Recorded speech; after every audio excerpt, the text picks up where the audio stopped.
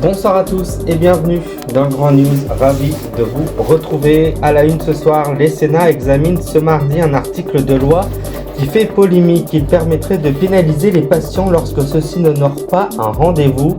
Indiqué donc de sources proches, les associations dénoncent une mesure absurde. 2 jours après le terrible accident survenu à Villiers-en-Bière, policiers et gendarmes ont mené une perquisition au domicile de Pierre Palmade en Seine-et-Marne. Aucune drogue n'a été retrouvée dans sa maison de Célie-en-Bière. L'humoriste hospitalisé comme 3 autres victimes avait été testé positif à la cocaïne. La crise du pouvoir d'achat, impulsée par une inflation galopante, frappe durement les emblématiques pubs britanniques. Le nombre de faillites dans le secteur a augmenté de 83% en un an, a indiqué le cabinet britannique d'experts comptables. Les principaux syndicats appellent à mettre la France à l'arrêt le 7 mars prochain pour protester contre la réforme des retraites, une façon d'accentuer la pression sur le gouvernement dès la fin des vacances scolaires. Quelles sont les différences avec les mobilisations actuelles? Nous ferons le point dans quelques instants. Des États-Unis à la Pologne, les droits des femmes ont continué de régresser dans le monde. Un rapport qui pointe le backlash contre-coup en français dresse des recommandations concrètes à l'endroit de la France. L'architecte et urbaniste français Adrien Fessilbert, créateur de la Cité des Sciences et de la Géode à Paris, décédé à l'âge de 91 ans. Il était aussi l'auteur du Musée d'art moderne de Strasbourg. Et puis le gouvernement prévoit d'augmenter de 15% le nombre de communes victimes de sécheresse et éligibles au régime des catastrophes naturelles, une mesure qui va permettre de mieux indemniser les foyers dans les maisons qui fissurent en raison de la chaleur et qui devrait concerner plus de 10 millions d'habitations. Et enfin, grande news, le corps sans vie d'un Français d'une 60aine d'années a été retrouvé sur le port de Nazaré au Portugal. Il appartenait à l'équipage d'un voilier amarré dans le port de la ville. L'origine du décès n'a pas encore été précisée. Les sénateurs vont mettre sur la table ce mardi un mécanisme ouvrant la voie à une indemnisation des professionnels pour les rendez-vous médicaux non honorés, à une pénalisation financière des patients qui ne seront pas présentés. Une initiative qui répond à une demande des représentants des médecins, mais qui rejette encore les associations des patients. Le Sénat va examiner une première lecture dans l'hémicycle, donc au Sénat, une proposition de loi pour l'accès direct à certains infirmiers, kinés et orthophonistes. L'article concerne les annulations de rendez-vous et additionnel à ce projet de loi.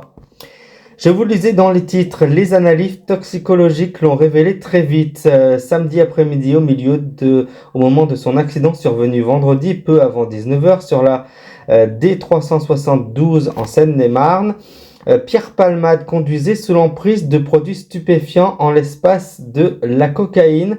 2 jours après le drame, policiers et gendarmes sont allés mener dimanche une perquisition au domicile de l'humoriste situé à Célie-en-Bière. Si les enquêteurs ne sont pas repartis les mains vides, ils n'ont toutefois pas retrouvé de poudre blanche ou autre substance illégale du genre en fouillant la maison du quinquagénaire. Affaire à suivre. Attention, monuments en danger, charges en hausse et ventes en baisse. Les pubs britanniques sont frappés de plein fouet par l'actuelle crise du pouvoir d'achat qui touche aussi le Royaume-Uni, déjà fragilisé par la pandémie du Covid-19 et les restrictions sanitaires. De nombreux établissements mettent la clé sous la porte face à la forte inflation. Selon un cabinet d'experts comptables, les faillites dans le secteur ont augmenté de 83% au cours de l'année 2022. 512 établissements ont ainsi déposé le bilan contre 280 lors de l'exercice précédent. Une réforme contestée mais qui avance peu à peu. Ce lundi, l'Assemblée nationale entame sa 2e semaine de travaux sur le projet de loi du gouvernement, repoussant notamment l'âge légal du départ à la retraite à 64 ans, et ce en dépit des mobilisations quasi hebdomadaires dans la rue, alors que les syndicats veulent passer à la vitesse supérieure. Dans un communiqué, les principales organisations hostiles à la réforme des retraites envisagent de durcir le ton et durcir le mouvement.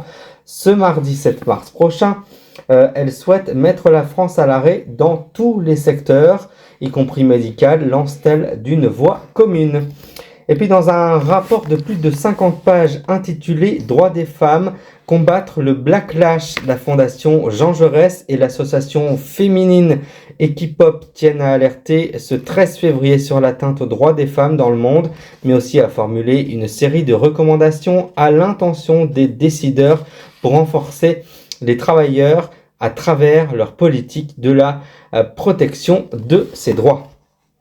Son visage est peu méconnu, mais ses œuvres parlent à tous, à chacun. L'architecte et urbaniste français Adrien Fézilbert, auteur de la Cité des Sciences et de la Géode dans le 19e arrondissement de Paris, est mort avant-hier.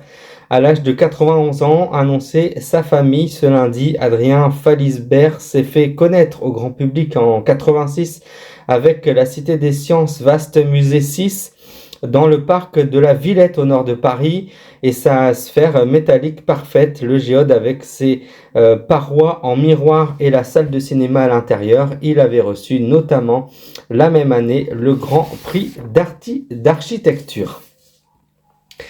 Les phénomènes inquiètent alors que les périodes de sécheresse devraient se multiplier dans les années à venir en France.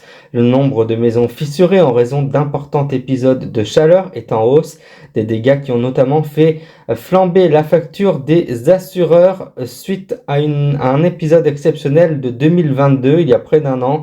Près de 2,5 milliards d'euros ont été dépensés pour indemniser les particuliers et les familles, selon la Fédération professionnelle France Assureurs, un recours depuis la création du régime catastrophe naturelle en 1982. Un Français âgé d'une soixantaine d'années a été retrouvé mort dimanche matin, flottant en mer dans le port de Nazé dans le centre du Portugal, a annoncé l'autorité maritime nationale, l'AMN.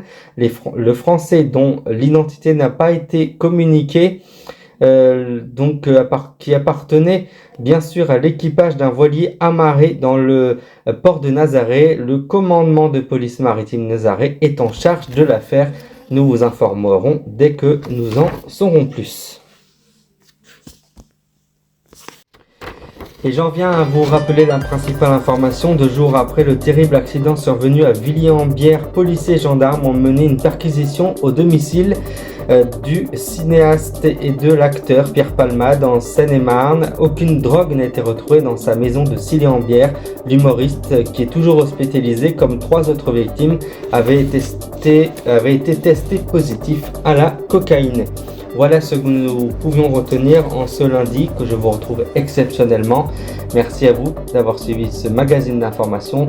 Je vous retrouve très bientôt, j'espère. D'ici là, je vous souhaite une très belle semaine et prenez soin de vous. Bon courage à tous ceux qui reprennent le chemin du travail. Merci de votre fidélité.